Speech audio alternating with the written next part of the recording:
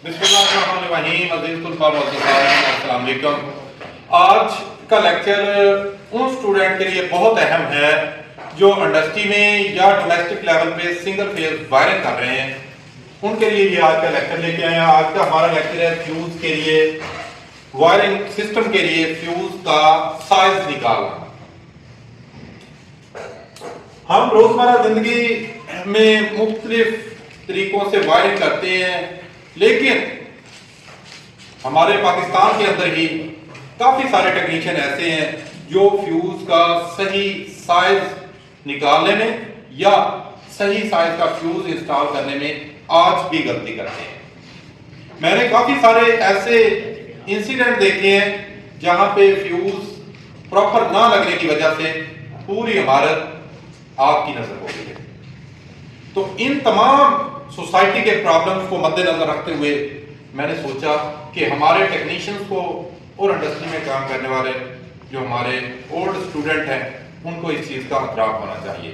सबसे पहले तो एक असूल याद रखें, फ्यूज लगाने के लिए बुनियादी असूल ये होता है कि वायर की करंट गुजारने की सलाहियत के मुताबिक फ्यूज होना चाहिए, ना कि सिर्फ लोड को ही देखें। अब लोड तो हमने कैलकुलेट कर लिया, लेकिन देखने वाली अहम चीज क्या है कि उसके साथ वायर लगाई गई है, उसकी रेटिंग क्या है, उसकी रेटिंग को भी मद्देनजर रखा जाए। ये चीज पहली है जो बुनियादी असूल है। अब फ्यूज का साइज कैसे निकालना है, इसके दो स्टेप हैं। सबसे पहले तो भाई आपको लोड मालूम होना चाहिए अपना कि हमारा लोड कितना है। नंबर दूसरा स्टेप है कि वायर का फिर साइज देखना है, लोड के साथ साथ फिर वायर का साइज सेलेक्ट करना है और वायर के साइज के अकॉर्डिंगली उसी की रेंज के मुताबिक, वायर के साइज से ज्यादा नहीं फ्यूज का साइज होना चाहिए, उससे कम हो, लेकिन लोड को भी मद्देनजर रखना है और वायर को, दोनों चीजों को मद्देनजर रखना है। तो सबसे पहले लोड कैसे निकालते हैं? लोड निकालने का हमारे पास बड़ा ही सादा फार्मूला होता है, P = VI cos phi। ये सिंगल फेज के लिए फार्मूला हमारे पास होता है। अब हम अज्यूम कर लेते हैं कि हमारे पास अगर घरेलू लोड है तो मोस्टली लाइटिंग लोड होता है, बहुत ज्यादा इंडक्टिव लोड नहीं होता। तो हम लाइटिंग लोड के ऊपर हम अज्यूम कर लेते हैं कि हमारा पावर फैक्टर यूनिटी है। जब यूनिटी पावर फैक्टर होगा तो हमारे पास करंट निकालने का कुरिया ये बन जाएगा, current = power divided by voltage.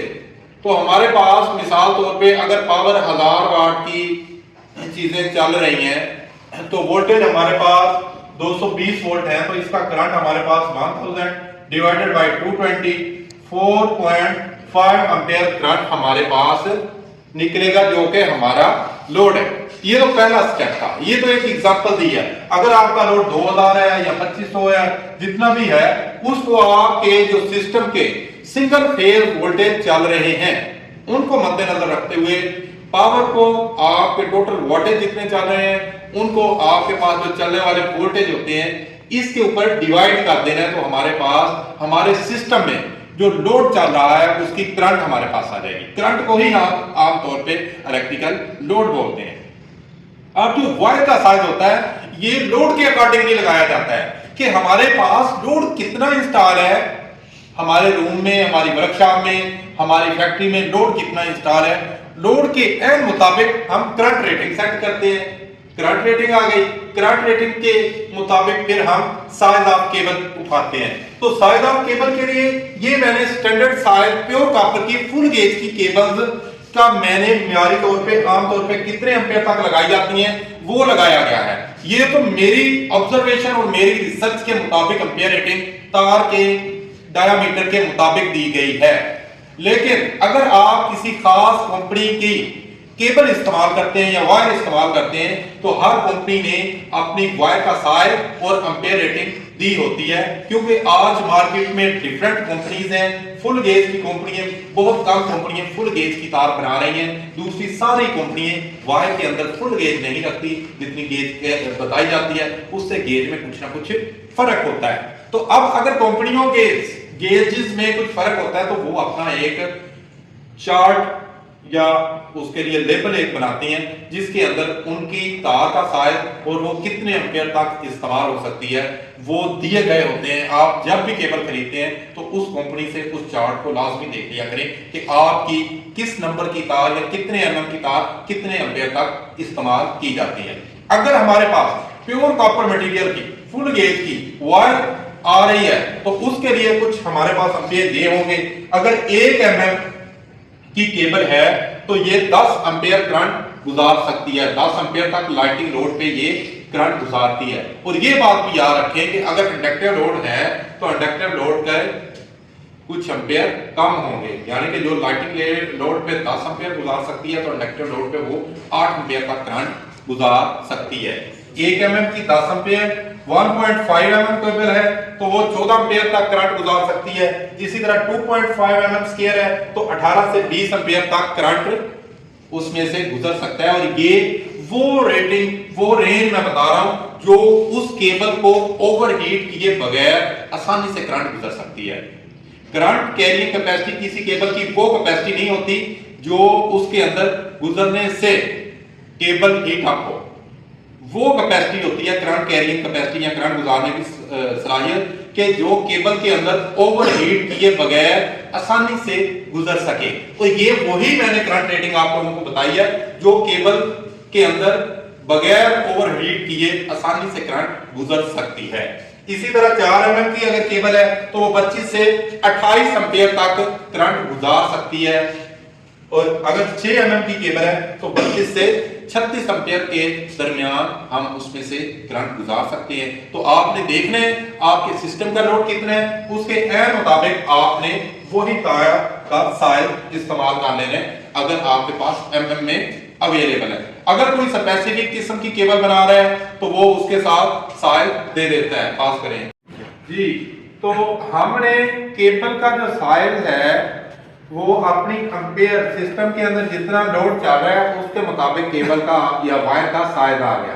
अब आपको इससे पहले हम ये भी बता चुके हैं कि हमने लोड कैसे कैलकुलेट करना है कि हमारे पास कितने एम्पेयर चल रहे हैं, वो मैंने आपको इसमें बता दिए हैं कि यहाँ पे अगर जितने भी वाटेज चल रहे हैं, मसलन हमारे पास एक अगर इस्त्री चल रही है तो हम कहेंगे 1000 वाट इसके हो गए।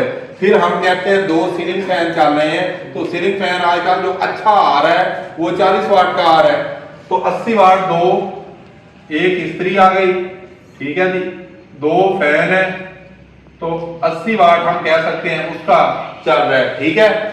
अगर एक वाटर पंप भी चलता है तो वाटर पंप के लिए वैसे तो वाटर पंप की या पावर लाइन जो पावर की लाइन होगी वो अलग बनाएंगे, ठीक है।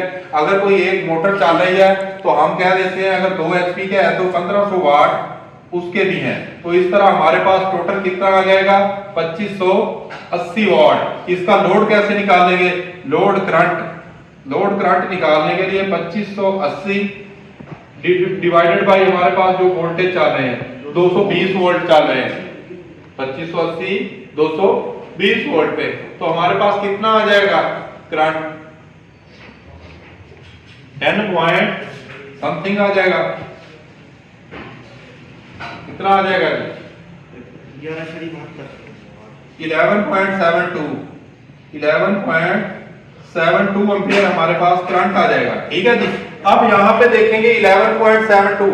अब 10 एम्पियर की केबल नहीं इस्तेमाल कर सकते इस लोड के लिए। एग्जांपल देने का मकसद आपके सिस्टम में अगर इतनी चीजें लगी हुई हैं तो फिर 10 एम्पियर तक की केबल नहीं इस्तेमाल करेंगे क्योंकि वो केबल ओवरहीट होना शुरू हो जाएगी। हो सकता है कहीं पे वोल्टेज ड्रॉप भी हो, वोल्टेज ड्रॉप होंगे तो ये 11.72 की बजाय 13 या 14 एम्पियर भी ले सकते हैं। तो हमने केबल की कुछ ज्यादा वैल्यू उससे लगानी है तो हम इससे ऊपर वाला नंबर उठाएंगे, 14 एम्पियर वाली केबल उठाएंगे। वो कितना होगा जी 1.5 mm स्क्वायर। हमारे पास 1.5 mm स्क्वायर की जो केबल आ रही है वो केबल हम इस सिस्टम के लिए लगाएंगे। तो अगर इस केस में देखें ये तो एम्पियर रेटिंग आ गई, अब फ्यूज का साइज कैसे उठाना है।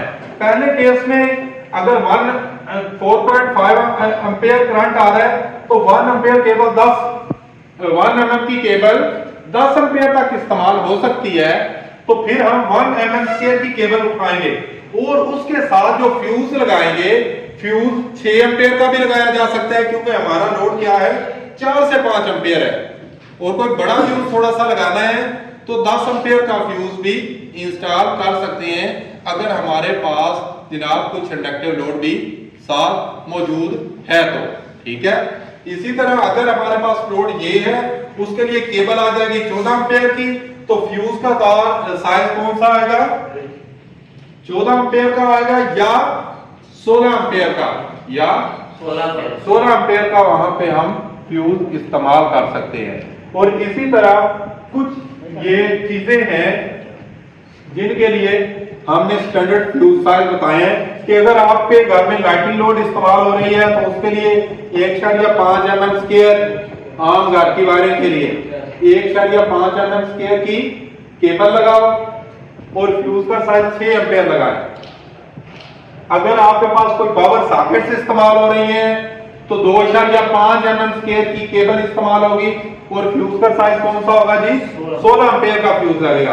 और इसी तरह अगर आपका कोई एसी वगैरह है तो एसी का लोड आपने मद्देनजर रखना है, 4 से 6 एंपियर 6 mm की केबल आएगी और 25 से 32 एंपियर का, 25 एंपियर का छोटा अगर एसी है तो 25 एंपियर का, अगर हैवी लोड का एसी है तो 32 एंपियर का उसके लिए फ्यूज का साइज हम रखेंगे।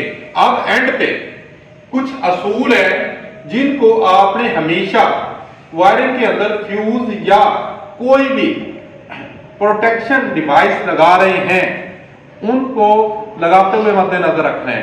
नंबर 1 असूल क्या है जी, फ्यूज कभी भी वायर की करंट रेटिंग से बड़ा ना हो। फ्यूज का साइज जो आपकी वायर लगा रहे हैं उसकी करंट रेटिंग से बड़ा ना हो, वरना फ्यूज कभी सर्किट को ब्रेक नहीं कराएगा। फ्यूज का फंक्शन ही ये होता है कि एबनॉर्मल करंट या ओवरलोडिंग की सूरत में सर्किट को बंद करवाना, तो वो ओवरलोड की सूरत में सर्किट को बंद नहीं करवाएगा, हमारी तार भी वायरिंग की चल जाएगी, आग भी लग जाएगी, लेकिन फ्यूज का मकसद ही लगाने का फोर्स हो जाएगा अगर फ्यूज आप तार की साइज से बड़ा लगाते हैं। तो पहला असूल ये है कि फ्यूज की साइज जो होता है करंट रेटिंग से बड़ा कभी नहीं होना चाहिए। नंबर 2, मोटर लोड के लिए स्लो फ्यूज लगाएं। मोटर क्योंकि स्टार्टिंग में ज्यादा करंट लेती है तो ये ना हो कि वो हल्का सा करंट ज्यादा ले तो फ्यूज फौरन ट्रिप करने लग जाए, तो वो देखना चाहिए कि 5, 10 या 15 सेकंड अगर ज्यादा करंट मोटर लेती भी है तो फ्यूज फौरन ट्रिप ना हो, फ्यूज स्लो रिएक्शन दे। उसके लिए मोटर लोड के लिए लाइटिंग सर्किट और पावर सर्किट के फ्यूज अलग अलग लगने चाहिए, क्योंकि पावर सर्किट जो होता है उसके अंदर लोड में एक तसलसल नहीं रहता, कांस्टेंट नहीं रहता। पावर लोड कभी बहुत ज्यादा करंट लेने लग जाता है, कभी कम लेने लग जाता है। तो पावर लोड के लिए अलग बड़े साइज का फ्यूज इस्तेमाल होना होगा। और जितना भी लाइटिंग लोड लगाया गया है, पंखे है, एनर्जी सेवर है, टीवी है, छोटी चीजें हैं, उसके लिए लाइटिंग के फ्यूज अलग से होने चाहिए। और आखिरी ये है कि अगर आप लंबी वायरिंग कर रहे हैं, अगर आपकी वायरिंग लंबी चौड़ी है तो उस वायरिंग के लिए जनाब क्या करना है, वोल्टेज ड्रॉप को मद्देनजर रखना है। तो ये था हमारा फ्यूज के लिए आप लोगों को रहनुमाई देना। अपना बहुत सा ख्याल रखिएगा। अगर आपका किसी किस्म का क्वेश्चन हो तो आप कमेंट सेक्शन में पूछ सकते हैं, ताकि हम आपको आपके प्रॉब्लम के रिसर्च बेस्ड आंसर दे सकें।